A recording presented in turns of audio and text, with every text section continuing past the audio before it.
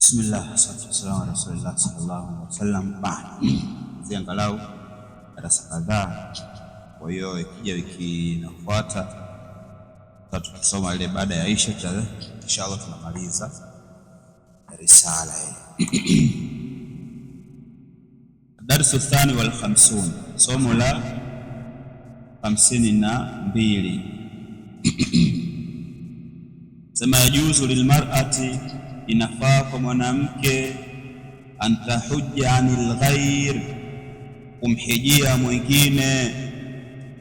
Yafaa kwa mwanamke kumhijia mtu mwingine, kal abi, kama vile kumhijia baba, wal ummi, na kumhijia mama, wazauji, na pia na kumuhijia mume. Mke anaweza kumhijia baba yake au akamhijia mama yake au akamhijia mumewe, bisharti an takuna qad hajjat an nafsiha, kwa sharti kuwa mwanamke huyo amehiji mwenyewe. Tena uzingatiwa kwamba yeye mwenyewe amehiji, alafu ndio ataendea kuwahijia wengine. Sio mwenyewe hajahiji alafu akasema naenda kumwijia baba, hata kama umepewa hela na mtu mwingine, au baba yako amekupa hela, au mama yako au mumeo, muda kuwa wewe hujahiji, basi hiyo hija ataenda wewe, itakwenda kwake.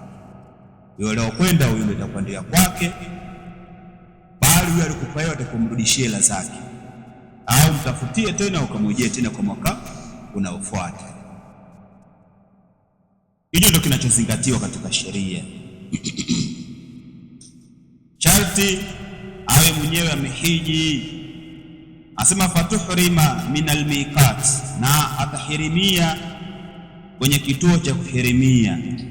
Miqat ni vile vituo wanaohirimia mahujaji wanapotoka huku wanapoenda kule Maka kwenye mji mtukufu. Kwa kuna vituo vya kuhirimia hija, na kila watu wana vituo vyao, na vituo kama 5 hivi, na watu wanakuwa na vituo vyao. Kama risala hii hapa, hii kuna risala hii ameandika nini, mwongozo wa hija na umra na ziara zake. Hichi amekiandika Abul Khattab, na amefanya tangulizi ya kufadhili kwa ameelekeza ile mikati na kilomita zake. Kwa kama watu watakuwa na nini kwa mbele, na tunaweza kupata zali kwenda hiji afu kwa taratibu nyingi uzielewe. Kwa watu ambao watakuwa wanataka kopi, Kiswahili kipo vizuri, kwa mwongozo tu mzuri. Watu ambao wataelewa watakutoa kopi kwa ajili ya fidia maka ukipata hija, kwa kuna vipengele vingi kupiga chenga.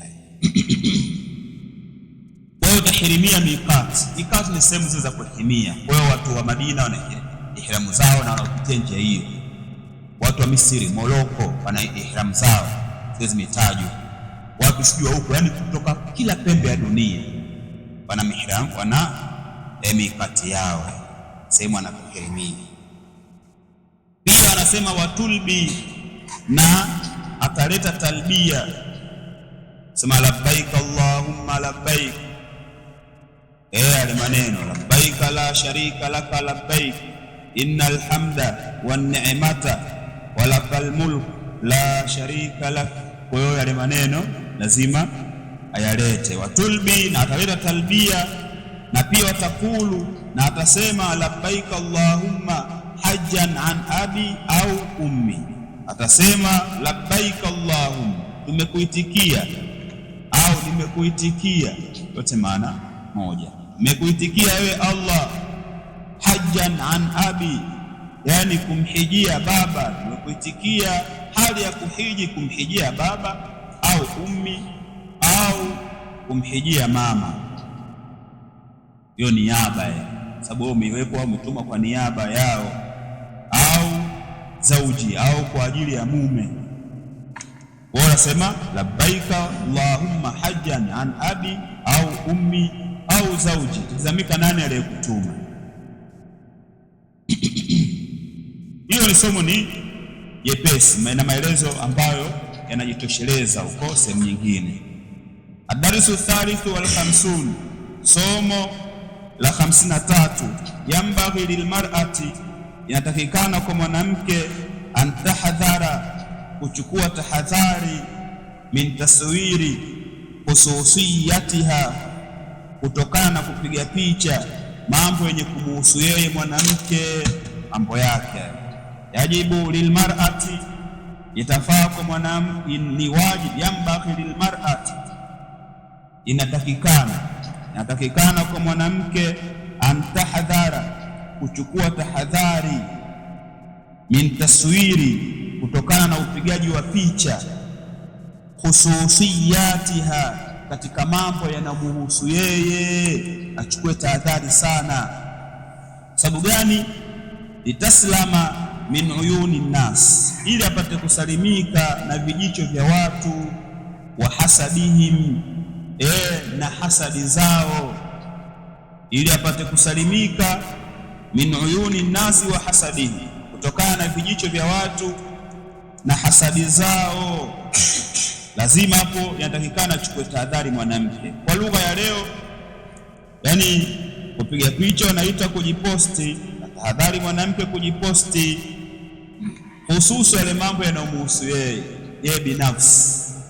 Kwa kuna watu kazi yao ni kujiposti, yani mitandao ya kijamii imechafuka, kuanzia FB huko, Telegram, Instagram, Imo, Twitter, YouTube, TikTok, yani huko watu wamejaa, wanawake wamejaa wengi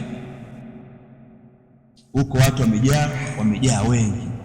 Sasa kuna mambo yanamhusu yeye, mambo ya ndani, pengine anapika anajiposti, ama mtu kwenye ubora wake anachuma juu, mwingine arekodi kabisa. Sasa atizame alichokivaa kitu gani, basi anatuma hivyo hivyo, mara kitandika kitanda na nini ana posti. Yani hakuna kitu ambacho pikwa wali posti, ila vile vitu vya ajabu kwa matembele tujayo kuyaonaga, akapostiwa. Lakini kipikwa siku hiyo nyama, kuku, samaki mnene, basi lazima apostiwe. Haya mambo yanamhusu yeye au yeye mwenyewe, kila kazi anaifanya, kufua, rekodi, akifanya hivi ajichukue. Hiyo ni tahadhari, jambo la kwanza hilo. Lakini wakati mwingine sio mambo yake mwenyewe tu yanamhusu yeye, pengine hadi yanahusu wengine, pengine watoto wake, mtu akizaliwa tu mwanawe, basi anamposti, anatupa huko kama kwenye nini, kwenye starter hizo za YouTube au za WhatsApp na sehemu nyinginezo. Basi huko watu wanamuona ni kama mashaallah, queen huyu au jembe huyu. Yani kuna watu wanafanya mambo kama huo. Chukue tahadhari, sababu kuna vijicho vya watu. Kuna watu wana miaka kadhaa hawana hata mtoto hata mmoja. Kwa hiyo mtoto unayomposti huyo, huenda akapata kijicho, baada alikuwa anaendelea vizuri, mara apata changamoto nyingi, mara aumwa, mara hivi, mara ile. Kumbe kwa sababu ya kumrusharusha, yani kashapatwa na hasadi, kashapatwa na ainu, sababu ainu hapo, kijicho kipo kinadhuru. Kwa hiyo itakuwa utahadhari, au yeye mwenyewe tu akipata nguo mpya ajifotoe. Kuna mwingine yani amenyata tu, lakini atakajiweka hivyo kwenye profile yani. Sasa unashangaa, huyu mbona yuko hivi? Huyu si mke fulani huyu. Kumbe ndio yuko hivi, kumbe sio ndogo kama chikichi. Kumbe anaanza kumjua. Kama ni mzuri watu watamsifia. Sasa yote haya yafai. Moja, kuna haramu, kuna ukatazo wa haramu. Wa picha viumbe vyenye roho na uharamu. Mtume sallallahu alaihi wasallam hadithi Aisha sema, inna ashadda an-nasi adhaba yawma al-qiyama al-musawwirun, hakika wenye kupata adhabu kali siku ya kiyama wenye kupiga picha. Yani picha kwa aina zake zote, ziwe za kuchonga, ziwe za kutengeneza, ziwe za za move camera, photography, yani ziwe itavyokuwa, lakini kuna aya. Hata kama wao khilafu, wanasema kuna khilafu, hata wanasemaje na khilafu, wanasema tu katika kwa dua, kwa sababu wanachoona labda umeelezea jambo hilo, lakini kuna hadithi za wazi kabisa zinaelezea bali. Kwa nini usichukue tahadhari? Wanachuoni hadi wanasema, je, hao wenye kujipiga picha na hao wenye wanawake wa Firauni, nani watakuwa na adhabu kali siku ya Kiyama? Kwa sababu Mtume anasema inna ashadda an-nasi adhaban yawm al-qiyama al-musawwirun, na huku Allah anasema an-naru yuraduna alaiha ghuduwa wa ashiya wa yawma taqumu saatu adkhilu ala firauna ashadda al-adhab. Sasa watu kuna adhabu kali, hawa na hawa watapata adhabu kali nani? Wanachuoni kuna khilafu juu yao, juu ya jambo hilo. Wanasema wenye kupiga picha, kwa sababu hawa wanajifananisha na uumbaji wa Allah jalla wa ala, na wengine wanasema hawa watu wa Firauni. Sasa ikiwa kuna makindano kama hayo na kuna hadithi nyingi mfano wake, alafu kama mtu yeye hana sababu ya msingi akawa anajichukua tu, na dhambi. Kwa hiyo suko na hii kiumbe cha roho, basi wewe chukua tahadhari. Wanyama, kuku, kitu gani na mfano wa watu, ama siokuwa na venye roho kama miti, kujua majengo, mafeni, au utapiga hamna shida na izingatiwe chochote.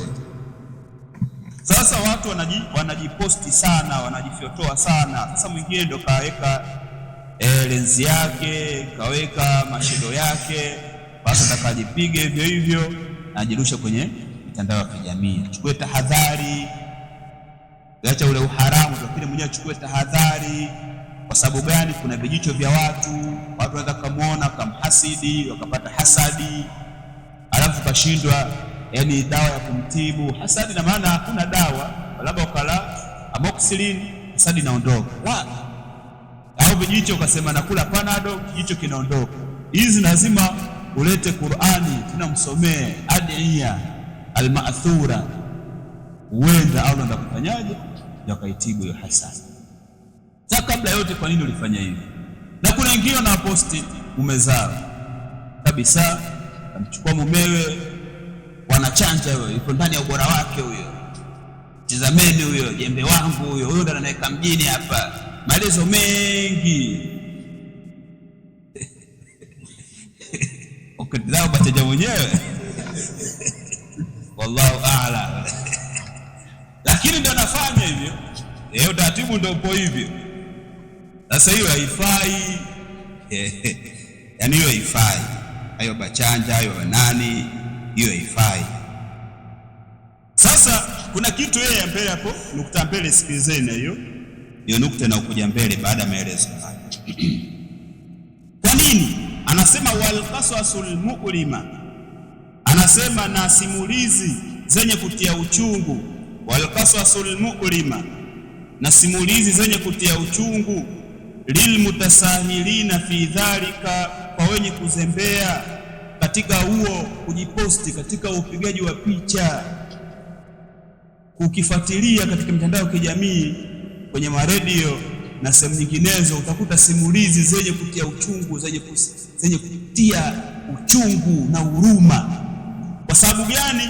Kwa sababu ya kuzembea hao wenye kupiga picha. Maana yake nini?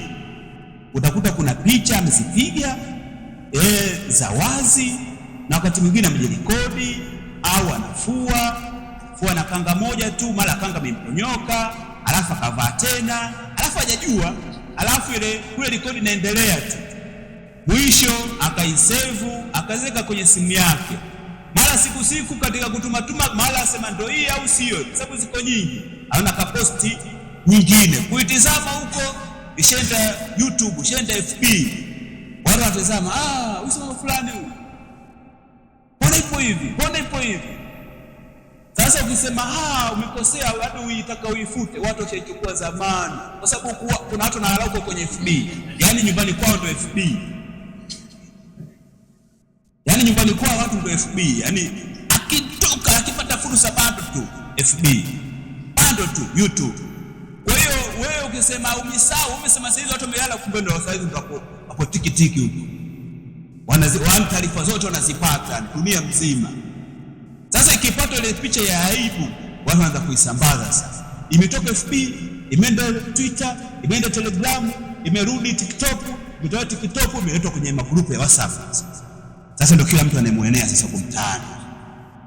Wewe mama fulani ona hivi, lakini wengine mashallah, wengine hivi. Yaani kila mmoja atasifia kivyake vyake. Wengine ataponda, wengine watasifu, kila mtu atatia comment yake pale. Yaani mbona yule analinga, kumbe ndio ipo hivi. Yaani mchochote yani. Yaani hao watu wakuponda. Lakini ndio aibu. Sasa hilo ukisema nimekosea jamani, bahati mbaya, lakini watu washaichukua dunia huko. Bahati mbaya hiyo inakuwa inasaidia nini sasa? Na watu washakuona ile aibu yako. Kwa nini ulifanya hivyo? Sasa ukisikiliza hivyo visa vyenye kutia uchungu umo kwenye maredio, kwenye mitandao, yani vipo vingi, kwa makosa, kwa uzembe huyo na picha kibao. Kwa sababu uzuri wa rekodi zionyeshe, na maana kule katikati wagezi wanaonyesha mwanzo na mwisho, pale katikati kulionyesha. Kwa hiyo pale katikati ndio kuna mambo mengi hapo kwenye video, ndio kuna uchafu mwingi hapo. Sasa watu wanaviona vyote vile. Sasa kwa nini ukafanya hivyo? Ndio hicho kinachosemwa hapo, sema wal qasasul mu'lima, na simulizi zenye kutia uchungu, lil mutasahilina fi dhalika, kwa wenye kuzembea hilo. Yani ziko nyingi hizo simulizi. Kwa hiyo sema la takhfa ala ahadi, azifichikani kwa yoyote, kwa mwenye akili, mwenye simu janja, mwenye PC. Yani hizo simulizi zipo kila siku. Watu wamekosea, alifanya hivi, hajafanya kwa makusudi, lakini watu ndio washamuona aibu yake, watu washaijua. Kwa nini afanya hivyo sasa? Kwa maana akapewa tahadhari. Hapo watu wengi, wanawake wengi wanajiposti. Kiacha wanawake, hadi wanaume. Sio wanaume tofauti na wanawake. Mwanaume akijiposti hata kivaa bukta, watu wana kawaida kwamba huyu kavuta bange mchana. Watu wakupotezea tu. Ni kawaida. Lakini mwanamke ukitoka na bikini, wao watashangaa kwanza. Huyu mzungu, Mwarabu, Mwafrika au Mchina. Kwa kuna utofauti mkubwa. Kwa hiyo leo tunataka walitizame katika upande huo. Licha hivyo, lakini kuna uharamu. Kwa nini katokea hivi? Japokuwa uharamu huo watu wanaojua, hata lakini kwenye picha ukiangalia kwenye simu za wake utakuta vituko vingi. Watoto wamepostiwa wengi kwenye shughuli huko, kwenye ndoa, yani huko kusalimiki, muda kuwa na simu janja atarekodi matukio ya ndoa yote. Sasa hiyo ndio wachukue tahadhari katika upande huo, wachukue tahadhari. Na sisi tunasoma ili tupate kusimamia mambo kama haya. Mwingine uwe unapitia simu ya mkeo, bwana hebu kwanza hapo lete password. Mbona kuna hili na hili? Haya mambo, mbona unaweka mambo ambayo yasofaa? Hizo watu wengi wanaelewa, baadhi yao litaja mambo yao kutoka kabla ndoa gani ile. Watu wengi nisikia walifutaga kwa na picha nyingi kwenye simu. Tukataja hadithi nyingi za kuhusiana na hukumu za kupiga picha. Ni watu wengi walifuta hapo darasani, wengi walifuta kwenye simu, ndio nafuta kwenye simu na picha kibao. Hizo picha za kawaida. Sasa hizo picha nyingine huko mtu kazificha kwenye mabana yake. Kwa hiyo taikana achukulie tahadhari. Sio kwa wanawake, lakini hadi kwa wanaume pia chukue tahadhari. Kama kuna sababu ya msingi, basi achana kupiga mapicha. Ikiwa sababu ya msingi labda imepelekea kwa dharura, tuone kwa mlango wa dharura, itasadika hii ni dharura. Wengine hawezi kufuata jambo hili mpaka uwe na hii, hawezi kufuata hiki mpaka uwe na NIDA, hawezi kufuata NIDA mpaka uwe na passport. Passport size, ni passport gani? Hawezi kupata hiki mpaka uwe na hiki, na hicho kitu lazima uwe na picha. Hiyo ndio katika milango ya dharura. Hiyo inaruhusiwa, sio kuamua tu kurekodi vitu na video mwenyewe, kurekodi kufanya hivi au kupiga picha watu wako kwa shule kupiga picha. Hakuna sababu ya msingi. Ikana sisi tufanye chukue tahadhari, sababu kuna dhambi ndani yake, na hapo ndani imekatazwa. Katika Mtume sallallahu alaihi wasallam anasema la yadkhulul malaika, hawaingii malaika baitan au fi baitin, katika nyumba ambayo fihi sura, ndani yake kuna mapicha, wala kalb, wala kwenye nyumba hiyo ndani yake kuna mbwa. Malaika waingii. Wewe ukiingia ndani wa nyumba, wewe ukiingia utakuta kuna albamu. Kuna walioana huko mwaka 2000 huko 99, kuna albamu limetulia kwenye kona pale. mtu na mkewe. Hiyo picha malaika wengi humo, kwa jumba na tailizi nini, lakini malaika wengi. Sababu gani? Kuna mapicha tu. Wengine wale wauni wa utabange, kuna picha magazeti, hiyo wachezaji wa mpira sijui nini, yani wasiojielewa chumbani kwao wana kueleweke, yani na mabachela na mfumondo wanaojua na waliwaza wale utabange mumo wale mbota umoja mpaka wapi sije. Kwa hiyo hilo tukuachukue tahadhari, kama nyumba ipangwe na maficha kama hayo.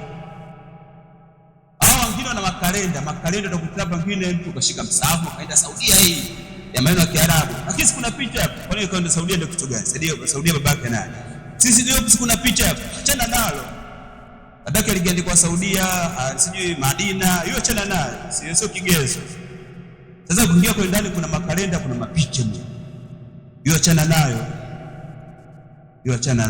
Au kuna mapicha ya wanyama na mfano wake migoi, masimba, kubwa za wanyama, hiyo achana nazo, toa humo. Malaika waingii humo, waingii. Hizo pesa tunaambiwa wewe, kuna picha kwa yani zikunje, zitie, zifanye sehemu, eka hivi mezani, sura inaonekanika, malaika wanakimbia. Yani pesa zako ambazo zina umuhimu, maisha yaendi pasi na pesa, lakini inafikia wakati malaika waingii, zeka off, sababu kuna picha huko, kuna sura. Kwa hiyo yatakikana tufanyeje?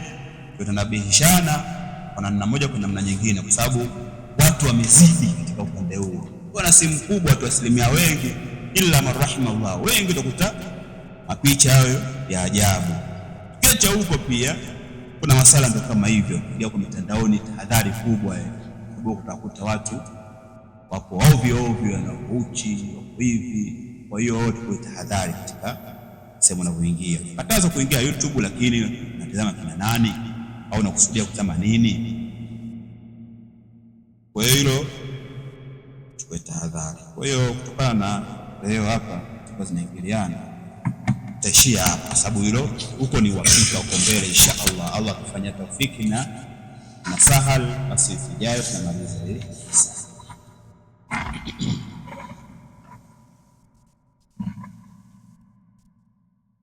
Subhanallah.